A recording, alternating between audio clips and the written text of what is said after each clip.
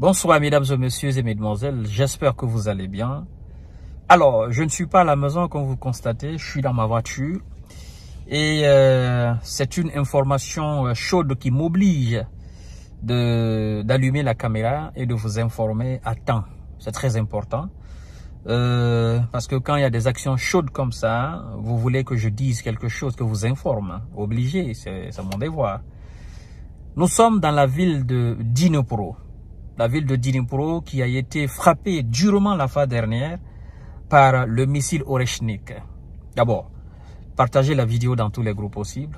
Continuez à vous abonner à ma chaîne YouTube KantéJ Visionnaire le vrai. Activez la cloche de notification pour ne plus rater mes vidéos. Mais aussi, je vous invite à vous abonner à ma page Facebook, le géopolitologue. Voilà, mesdames et messieurs. Bon, comme je disais tout à l'heure, nous sommes dans la ville de Dnipro. Dnipro qui a été frappée durement la fois dernière, dévastée d'ailleurs par le missile Oreshnik de M. Vladimir Poutine. Et donc aujourd'hui, samedi 30 novembre 2024, ce soir même, ça fait pas 30 minutes, missile, je ne sais pas si c'est Kinjal, si c'est Oreshnik, si c'est le missile KH, si c'est le missile S-500, S-400, la nature du missile n'est pas encore donnée par les autorités ukrainiennes. Mais la Russie vient de frapper encore très durement la localité de Dnipro. Et selon les autorités ukrainiennes, il y a déjà 4 personnes envoyées au repos définitif.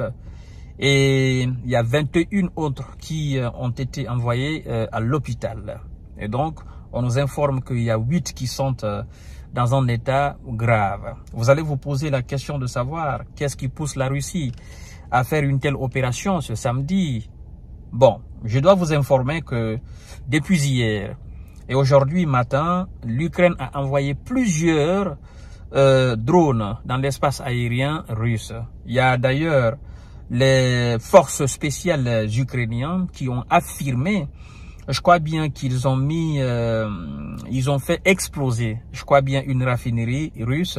Bon, l'information n'est pas encore vérifiée par les médias indépendants. C'est pourquoi j'ai pas fait d'émission là-dessus. C'est les forces spéciales ukrainiennes qui ont déclaré cela.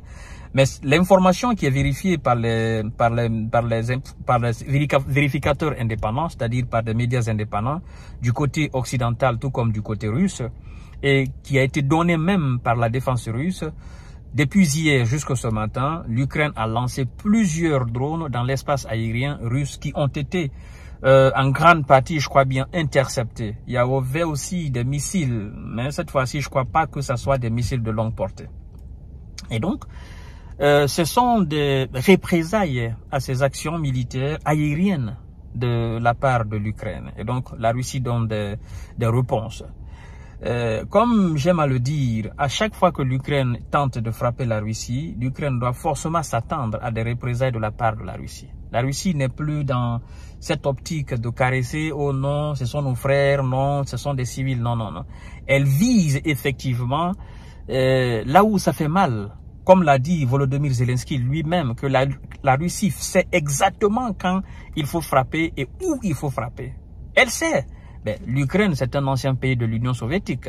Donc, depuis l'espace, la Russie voit effectivement la carte de l'Ukraine et sait exactement où il faut frapper, où il faut faire effectivement mal. Donc aujourd'hui, ce soir-là même, les autorités ukrainiennes nous informent que les secouristes sont à pied d'œuvre pour essayer de secourir un maximum de personnes. D'accord? Mais pour le moment, on nous informe que 4 ont été envoyés au repos définitif. Alors, encore une fois, nous allons dire à M. Zelensky, il ne faut pas tenter de frapper le territoire russe. Parce que la Russie va procéder à des frappes avec des missiles qu'aucun système de défense ne pourra arrêter. C'est ce qu'on ne cesse de dire à ce monsieur-là. Mais il ne comprend toujours pas. Et quand il y a des frappes comme ça, il s'alarme. Il demande à ses alliés, veuillez me protéger, donner plus de systèmes, donner plus de missiles.